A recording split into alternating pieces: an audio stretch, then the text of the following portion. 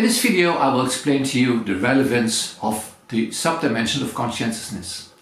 Well, as I explained before, these are your organizational capacities, your ability to organize the process. One dimension is of major importance, and that's called sense of mastery. And I think that's a bit of a strange, ambiguous word. I rather relabel it as being goal-directed. Why? Well, I explained it before, because successful entrepreneurship is a high-end, intelligent opportunity recognition or detecting business opportunities and translating them into strategic goals.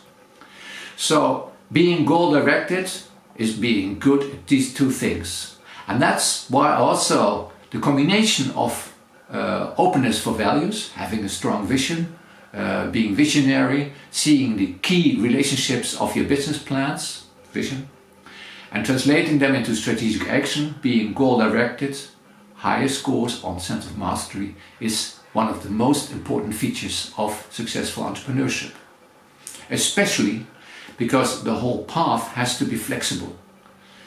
If you detect one business opportunity and immediately organize strategic actions and select one goal, these entrepreneurs are less successful than the innovative entrepreneurs who have a general ambition, select 2 or 3 general goals, go on the road, seek contact with the outside world, seek feedback, seek stakeholders, analyze the comments of future customers and stakeholders, and improve their strategic goals by redesigning them. The second one is order. Being orderly does not mean you must be a bureaucrat or an accountant. Orderly, of course, your processes in your business got to be orderly, and also you got to have a holistic overview on all the processes and things going on inside your company, but also the stream of information coming from outside. And I have this very interesting a story about an entrepreneur who imported nice business shirts, nice shirts with long and short sleeves for businessmen.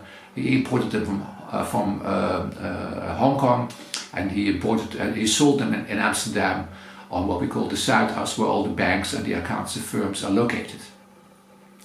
And he had problems. He wasn't so orderly. So sometimes he forgot that calculating inches into centimeters and centimeters into inches is a very secure work.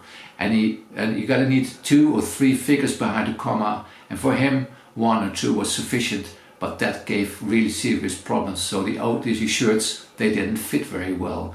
So one of his friends made a joke, well, these Britney Spears shirts for men, they really look funny, they look very innovative. But are your customers satisfied? So that's small, so short. These are the typical consequences.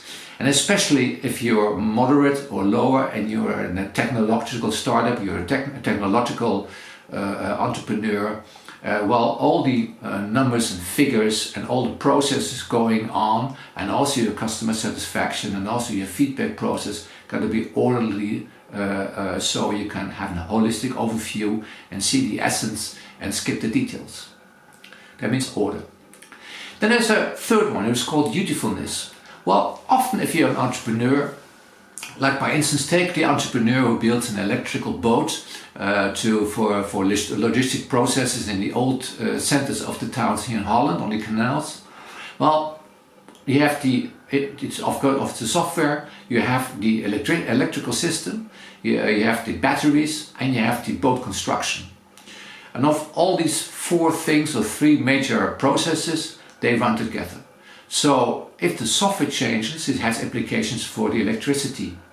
And if the electricity changes, it has consequences for the construction.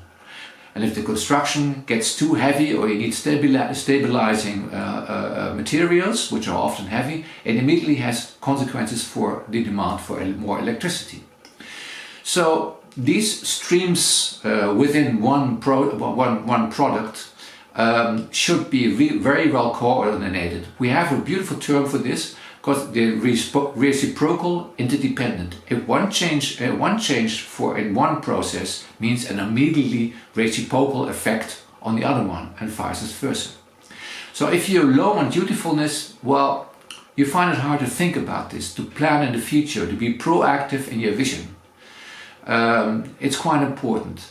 However, if you're very, very high, and it's also like scores with 8 and 9, sometimes your thinking is very much in processes and coordinating them, and you're forgetting about your innovativeness. So people, entrepreneurs that score very high on dutifulness and maybe also very high on sense of mastery, they listen to a problem and then immediately translate this into organizational processes and into goals.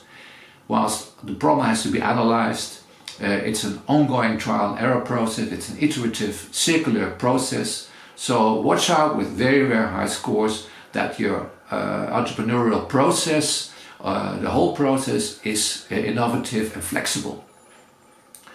Then there's a fourth one, which is called achievement striving, which can be translated into the word ambition.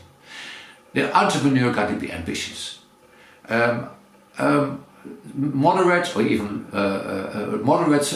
ambitious entrepreneurs are less successful. My own research shows this, and there's even this interesting effect. Highly ambitious entrepreneurs have a higher capacity to interpret feedback and social signals about their products or services, and they make better plans. So this circular trial and error process is improved by high ambition. So all these inner cognitive processes, analytic processes, are stimulated by brain learning by a high ambition. So it's quite important. Well, then there's self-discipline, and that's pretty obvious. If you're an entrepreneur, you got to work by yourself. There's not a boss or a manager telling you what to do.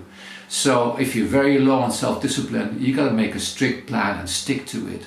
And it will open your eyes. So it's a quite easy one, but still a quite important one. And the last one is called deliberation. Well, to be frankly speaking, it's quite a simple one. Because as I told you before, entrepreneurship is opportunity recognition and then strategic action and being goal directed. However, if you want to strive for goals, you got to design procedures.